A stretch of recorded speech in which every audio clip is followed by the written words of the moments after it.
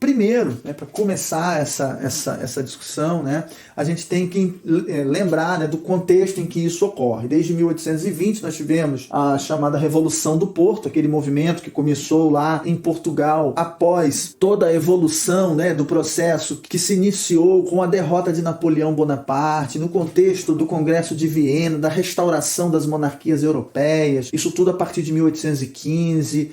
Em 1818 nós tivemos a coroação de Dom João VI como rei do Brasil, Portugal e Algarves, ou seja, do Reino Unido, né, que também se forma em 1815. O Brasil deixa de ser oficialmente uma colônia. E isso tudo faz com que haja uma insatisfação muito grande lá em Portugal por conta de tudo isso, ou seja, o Brasil, que era a principal colônia do Império Colonial Português, havia adquirido uma autonomia, tanto do ponto de vista econômico, desde 1808, com a abertura dos portos, né, com os tratados celebrados entre Portugal e Inglaterra em 1810, que deram possibilidade dos ingleses fazerem o comércio diretamente com o Brasil, montarem seus negócios, enfim. Isso tudo provocou um desagrado muito grande em Portugal, né, tanto na burguesia portuguesa, que se viu prejudicada com a presença dos ingleses, que passaram a dominar o comércio, né, no Império Colonial Português.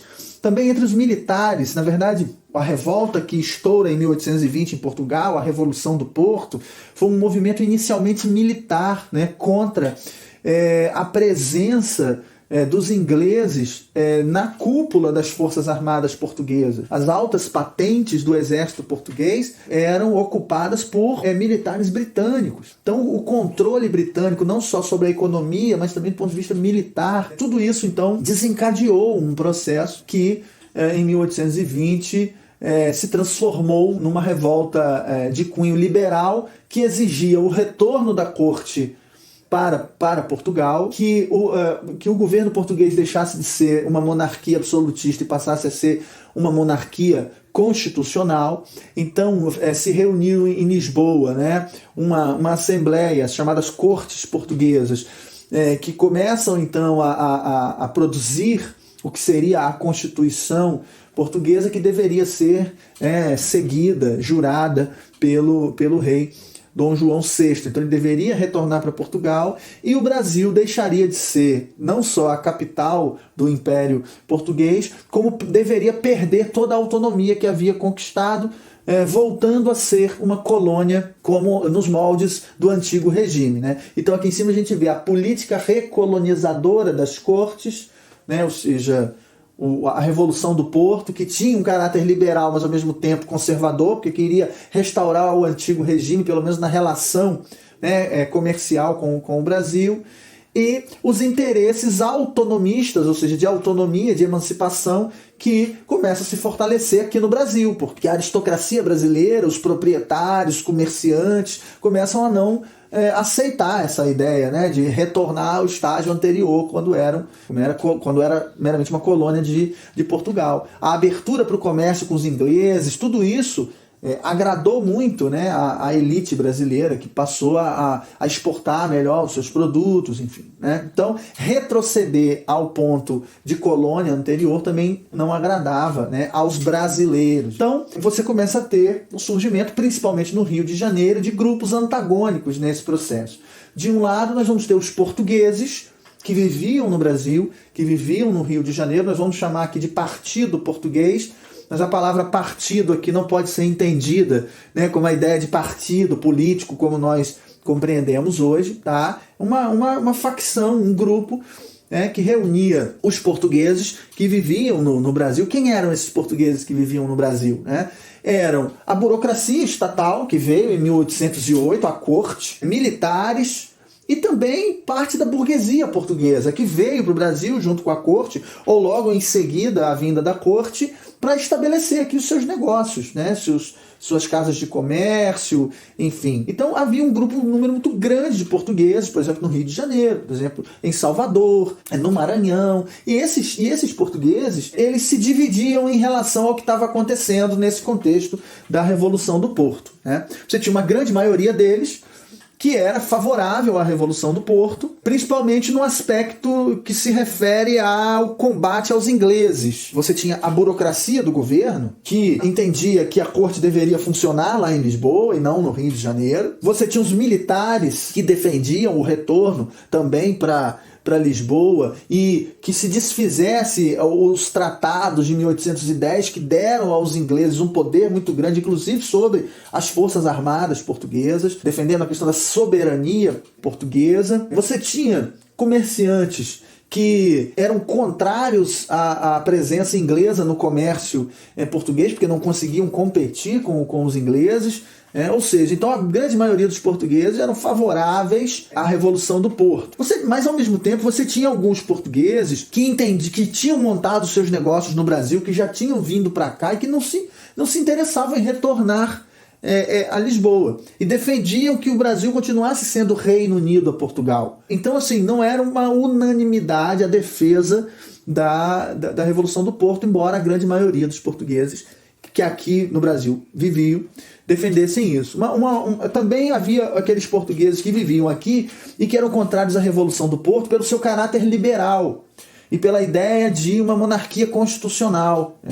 Muitos ministros ocupavam o primeiro escalão, a cúpula da corte, que serviam à corte absolutista de Dom João VI, não concordavam com a ideia de um regime constitucionalista, muitos eram absolutistas. Enfim, então não era uma unanimidade, mas a maioria dos portugueses, como eu já falei, se colocavam a favor da Revolução do Porto e do retorno da corte para Portugal.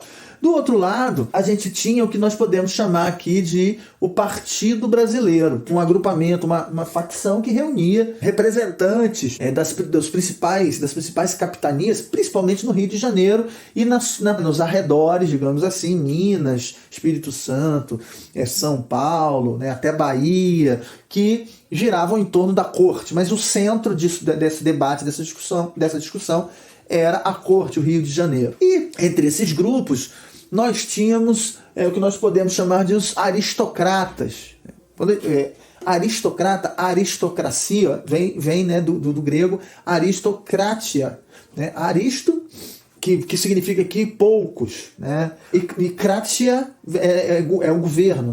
Então a aristocracia seria um governo de poucos, ou um poder político nas mãos de uma minoria, de uma elite que seria mais, digamos, preparada para governar e para ter, portanto, direitos políticos. Então é uma visão de uma participação política limitada a um grupo específico de pessoas que seriam iluminadas, superiores e etc. Esses são os aristocratas em oposição aos democratas, que já tem um sentido oposto. Demoscracia seria o governo de todos, O demos é o povo, é o coletivo, é o conjunto da população. Então seria uma forma de governo com uma maior participação política em oposição à ideia de aristocracia, que seria uma menor, uma reduzida participação política. Quando nós falamos dos aristocratas aqui, nós estamos falando especificamente da elite colonial, dos proprietários de terras e de escravos,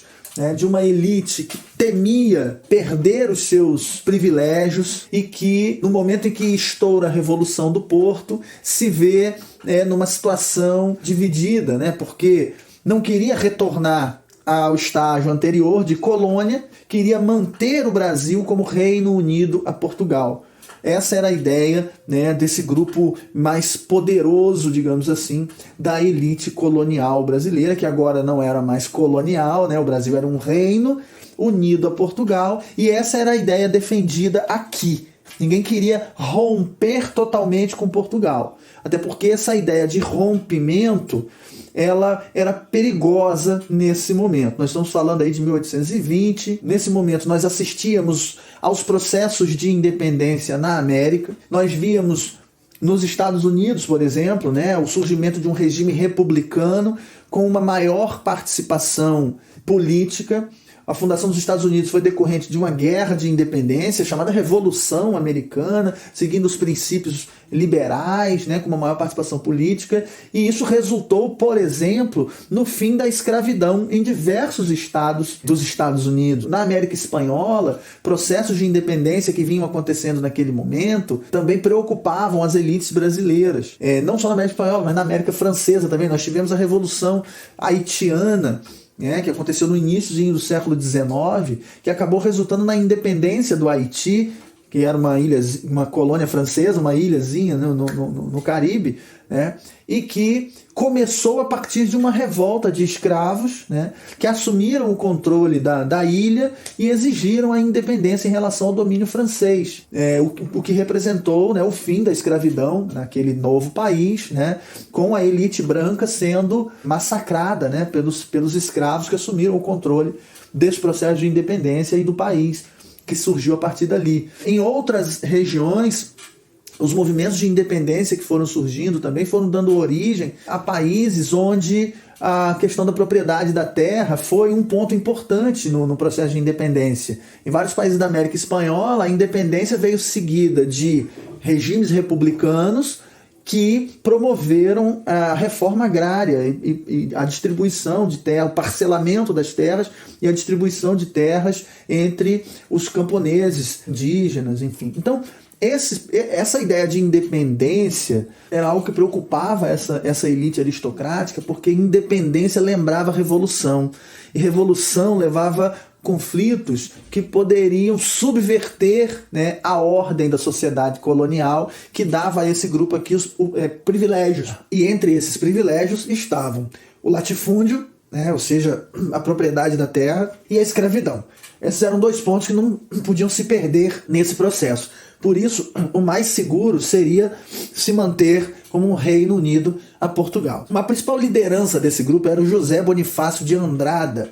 José Bonifácio de Andrada, a família Andrada, né, de São Paulo. Havia também o Antônio Carlos de Andrada, que era o irmão de José Bonifácio. Esse grupo era um grupo muito influente na corte. José Bonifácio ele teve uma vida diplomática na corte portuguesa, em Portugal. Ele vem para o Brasil após a transferência da corte para cá, e passa a ser uma espécie de mentor, né, político de Dom Pedro, príncipe regente, depois do momento em que a corte retorna para Portugal em 1821. E o José Bonifácio se torna, então, uma figura bastante influente sobre Dom Pedro e sobre esse grupo aqui dos aristocratas. Um centro de reunião e de articulação desse grupo era a loja maçônica, o Apostolado. A maçonaria teve um papel muito importante nesse processo de independência do Brasil, né? Tanto no norte, nordeste também. Desde o século XVIII, os movimentos de independência que começaram a se descortinar no século XVIII, como a Inconfidência Mineira, a Conjuração Baiana, e mesmo a insurreição pernambucana, ocorrida em 1817, pouco antes aqui do processo de independência do Brasil, tiveram uma presença muito forte da maçonaria, de sociedades secretas, onde o pensamento liberal e essas ideias de rompimento com o antigo regime português eram bastante debatidas. O José Bonifácio e o grupo dos aristocratas era o grupo da loja maçônica, o Apostolado.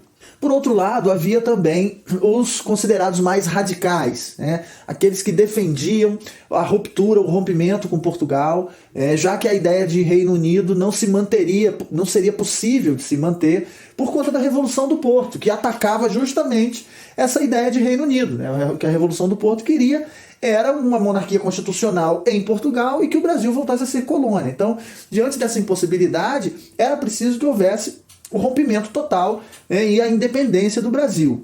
Esse grupo eram chamados os democratas, que defendiam não só a independência, mas como a formação de um Estado inspirado pelo modelo federalista norte-americano, onde as províncias elas teriam uma certa autonomia administrativa em relação ao poder central. Cada província teria o seu próprio governo, cada província teria autonomia para gerir seus assuntos econômicos, entre outras coisas, né?